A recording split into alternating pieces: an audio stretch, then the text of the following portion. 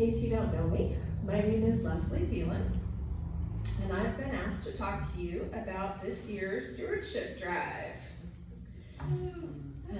Right? You get asked to join the vestry, and then they go, oh, you should do that. And you go, oh, fun. So not my favorite speech, but normally when I give this talk, I get to tell you guys about my favorite subject, which is what St. George's means to me. I love talking about that, just as I did when we were doing individual prayers, about how much I love you guys, and God, and all of these things. But this year, I want to talk about something else. And this year, I'm focusing not on what the church does for us, but what we can do in our community through the church. The theme this year is titled, Rooted in Abundance. And to be honest with you, I wasn't very excited to talk to you about being rooted in abundance.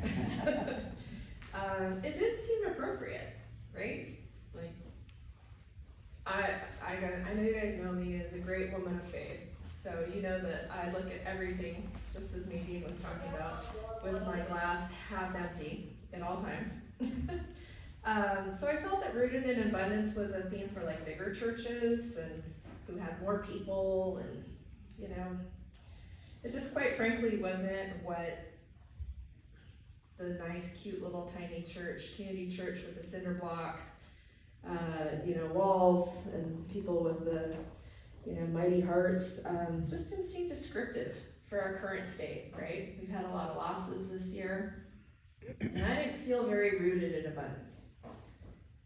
All that being said, I couldn't be more wrong. I really couldn't, and I want to share that with you. I want to share that good news. How do I know that I was wrong? The vestry met a few months ago to discuss an exact strategy for St. George's in the next year. But first, we needed to convene and talk about what we had worked on, what had worked, what hadn't worked. And naturally, as people of great faith on the vestry, we discussed all the things that we'd messed up, and then reviewed and spent a bit of time raking ourselves over the coals for our mistakes.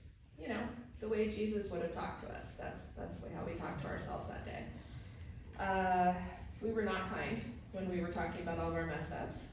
Thankfully, Father Ray and Deacon Bob were there to redirect us. And most importantly, Jan had brought Mo, who was also in attendance and regularly acted as an emotional support animal for all of us, as well as a class clown for the entire group.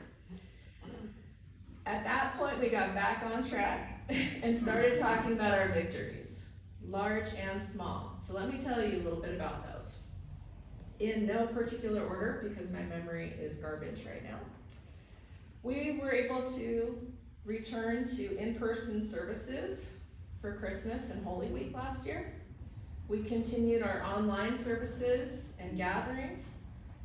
We held our annual Easter egg hunt, our annual animal blessing, the second annual art and craft show, held community garden cleanup days, increased our social media presence, the parking lot was fixed, the roof was fixed, the water leak under the church was fixed, the garden water leak was fixed. We have been mentioned in the Diocese e-news several times. The bishop visited. We had adult confirmations. We had youth confirmations. We sent Ellie to a National Episcopal Youth Convention. Deacon Bob put up the bell tower and rang the bell. We were selected for participation in the National Vitality Project. We created backups for critical members in an attempt to avoid burnout, which people were quite frankly starting to feel a lot. An example of a minor miracle was that Aaron was able to step down as treasurer after more decades than I've been alive. That's insane.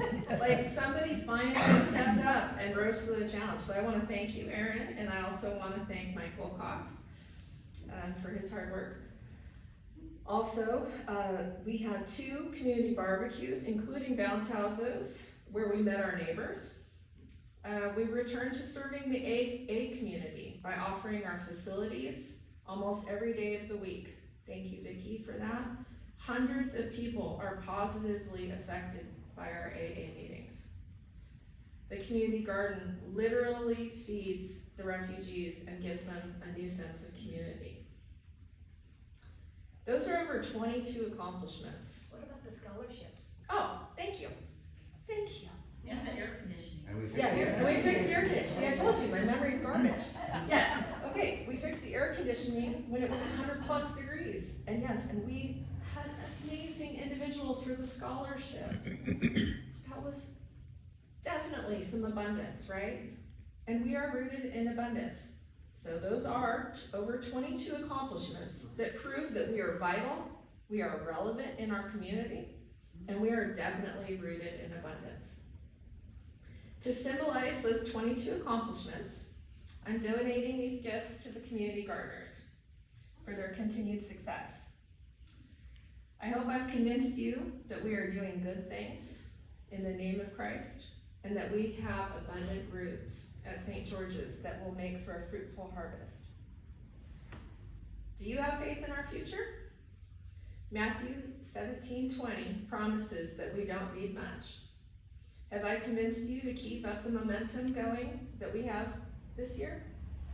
In order to do that, this is the part that I don't like saying, we need you to give money and time, and continue to support one another with love and acceptance. That's very important, to support each other with love and acceptance. As you fill out your pledges this year, I really want you to think about what we did last year and what can be achieved this year through your donation. We are a small but mighty group of people who can do all things through Christ, and we are rooted in abundance. Through your donations, we can look expectantly to the future for continued abundance and blessings here and in our community. Thank you. Thank you.